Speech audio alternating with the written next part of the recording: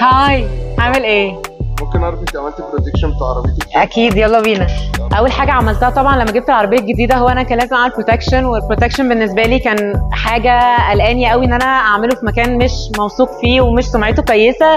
اكتر مكان سمعت عنه كلام حلو قوي كان هو عبده الامير. من كل اصحابي وناس كتيره جدا وعلى الانترنت وكل حاجه عملت عنده بروتكشن نوع اللي هو بروفيجن. ده ضمان 10 سنين، وطبعا اهم حاجه بروتكشن ان العربيه سبيشلي من قدام بتتدمر بحته الرمله والروكس والعربيات النقل بتوقع رمله والحاجات دي. عربيتي القديمه ما كنتش عاملاها بروتكشن، فطبعا كنت كل شويه بضطر اصلحها واعمل صيانه للحته القدامانيه واغيرها وكده. فانا اكتر حاجه عجباني في فكره البروتكشن هما حاجتين اكشلي. اول حاجه الحمايه، وبنوفر طبعا كل شويه تصليحات وكده. وتاني حاجه حته ان هي بتدي منظر للعربيه ان هو بيلمع زي ما احنا شايفين، ودي حاجه بتخلي منظر العربيه مع الوقت كل شويه ان العربيه يصير شكلها جديد. فدي كانت اكتر حاجه عجباني في بروتكشن بروفيجن بتاع عبده الامير.